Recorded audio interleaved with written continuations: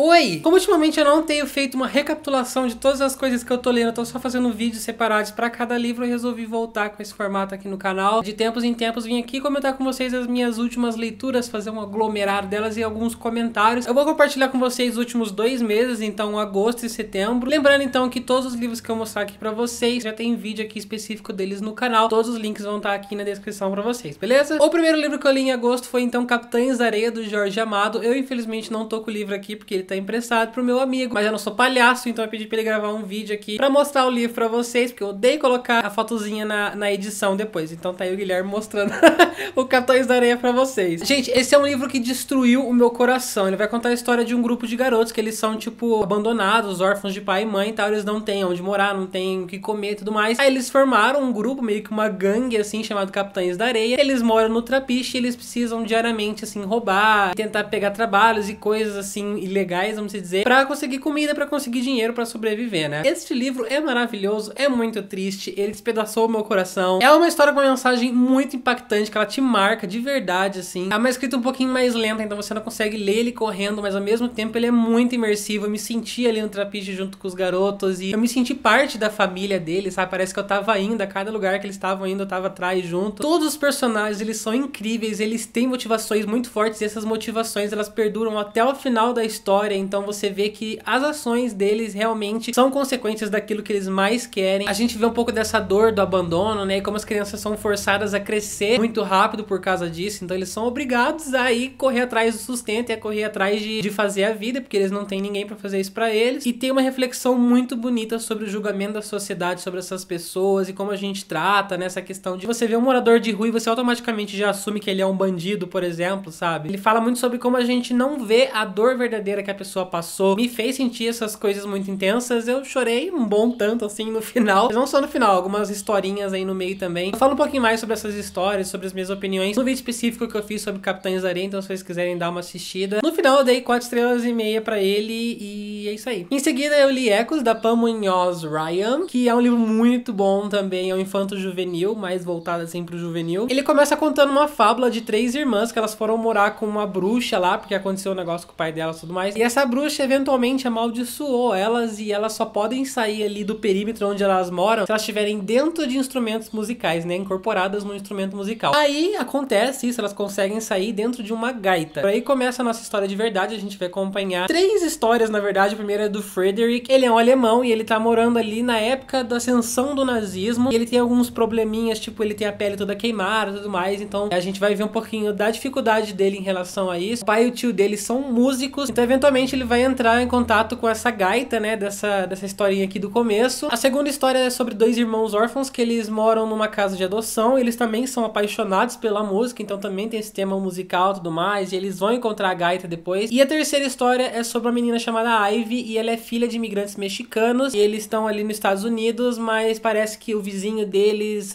foi acusado de ser espião. O livro, ele tem esses personagens criança, adolescente, assim, mas eu acho que tem um balanço perfeito, assim, entre o inocente e o maduro, sabe? Não são aquelas crianças irritantes. E você fica realmente muito aflito com o que vai acontecendo com cada um, principalmente porque no final da história de cada um tem um cliffhanger muito grande. Apesar de que isso também foi um certo probleminha do livro, porque o final ele é bem corrido, ele resolve tudo em poucas páginas, então normalmente algum cliffhanger, alguma coisa que você ficou desesperado não era tanta coisa assim, sabe? No final foi uma coisa muito simples. Os próprios capítulos desse livro são capítulos curtos, às vezes dá uma sensação assim de que aquilo poderia ser desenvolvido melhor, aquela certa parte da história poderia ter se estendido um pouco, sabe? Mas mesmo assim não deixou de ser uma leitura muito fluida, muito gostosa. Eu dei 4 estrelas pra Ecos e eu super recomendo. Também tem vídeo aqui no canal se vocês quiserem ver. Aí eu li o Conexão Hirsch, do Carlos Romero Carneiro. Eu tenho uma dificuldade pra pronunciar esse título. Esse livro aqui é um nacional independente que eu fiquei muito surpreso com ele, porque eu não esperava ser tão bom quanto foi, eu não esperava me entreter tanto assim. Vai contar a história do Gabriel, e ele é um jornalista, e ele descobre que ele tem, digamos, poderes, habilidades, assim, em ver coisas do passado na hora que ele toca objetos, ou só dele estar num ambiente, ele vê fantasmas, assim, e coisas que aconteceram naquele exato momento. E o que acontece? Ele acessa uma memória de um certo garoto aí, um menininho judeu. No meio dessa memória, o garoto vira e olha pra ele e, tipo, vê ele ali e fica assustado. passado, então ele também fica assustado porque são memórias do passado, então como o menino tá vendo ele, será que ele tá tendo o poder de mudar o passado? Enfim, quando eu fui ler eu não sabia de nada disso, então foi uma surpresa muito positiva, eu gostei bastante, principalmente nessa questão de cenário de cidadezinha pequena, sabe, de vilarejo. Pra mim é um livro que merecia muito mais destaque do que ele realmente tem. Além da premissa ser muito bacana, eu acho que o autor, ele soube aproveitar perfeitamente essa premissa dele, sabe, ele soube desenvolver um negócio muito legal, apesar do livro ser fininho, poderia ser muito maior essa história, sabe, poderia ter umas 400 páginas, eu ia aproveitar, eu ia gostar, ia poder desenvolver muito mais sobre isso, desenvolver até os personagens secundários que eu acho que aqui ficaram um pouquinho de lado. Tem uma atmosfera meio medonha, meio estranha, uma atmosfera pesada também. No final deu uma bugadinha na minha cabeça, não vou mentir, que eu fiquei meio, tipo, tendo que reler. Enfim, se vocês quiserem saber mais sobre esse livro aqui, também tem a minha resenha, eu vou deixar pra vocês. E eu dei 4 estrelas pra Conexão Hirsch.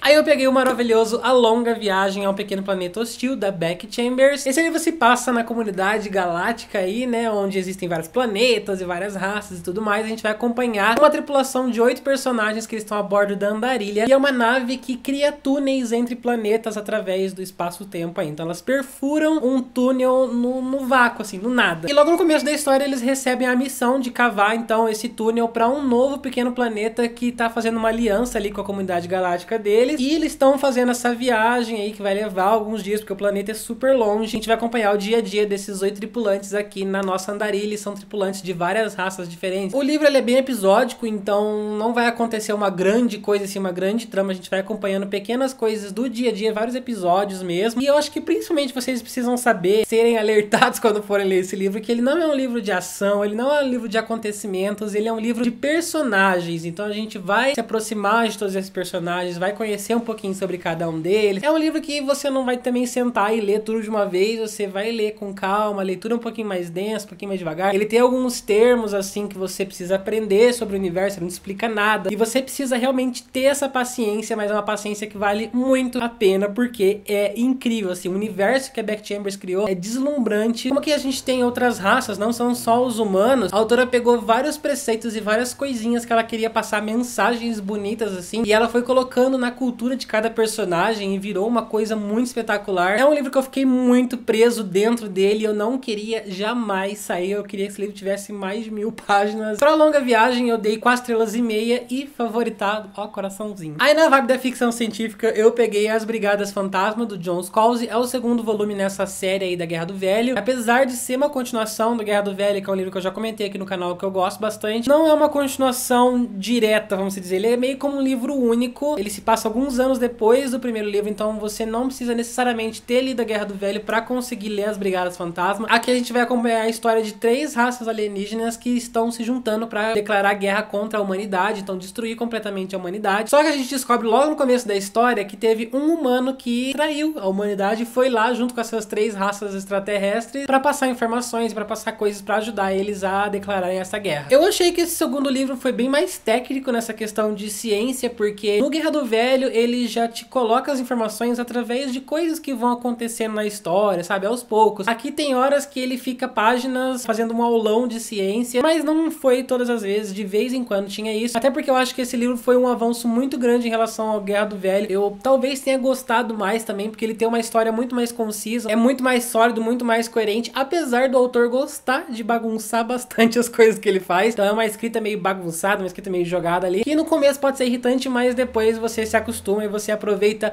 muito, porque é muito satisfatória a forma como ele conta história. Como tem essa questão da guerra e tudo mais, então é um livro mais de estratégias de guerra, não é tanto um livro de ação e vamos lá, e armas e tiros, até porque eu não gosto de livro que tem muita ação, que eu fico meio perdido nas coisas que tá acontecendo. Eu amo coisas de estratégia, eu amo, tipo, personagens ficando páginas e páginas discutindo o que eles vão fazer. Ele tem umas reviravoltas, principalmente no meio do livro, muito impactantes, tipo, de ficar chocado mesmo. Se vocês viram a minha resenha também, sabem que eu fiquei um pouquinho no muro em relação ao final desse livro, não sei se eu fiquei 100% feliz, mas também fiquei muito ansioso pra ler o terceiro volume. Pelo que eu vi a sinopse, parece que alguns personagens do Guerra do Velho vão retornar no terceiro, então eu tô muito ansioso com isso. No final eu acabei dando 4 estrelas pra Brigadas Fantasma, uma continuação muito boa, recomendo todo mundo dar uma chance pra essa série. Aí eu li A Revolução das Mulheres, da Mindy McGuinness, pro nosso clube aí de leitura mensal, pra nossa live de discussão. Tem a live aqui no canal, se você não acompanhou, tem 1h e pouco, onde a gente conversa um pouquinho sobre esse livro. E eu não vou falar muito aqui pra vocês, porque lá realmente tem uma coisa bem mais detalhada. A única coisa que eu tenho a dizer sobre esse livro é que eu achei achei que ele seria uma coisa, ele foi outra totalmente diferente. Achei que ele seria mais bruto, mais visceral, assim. E ele foi um negócio mais YAzinho contemporâneo. Apesar do livro tratar sobre coisas muito importantes, trazer mensagens muito fortes, ele ainda assim tem os seus probleminhas. E foi o único livro que eu não amei, assim, nesse mês. Eu acabei dando 3,5 estrelas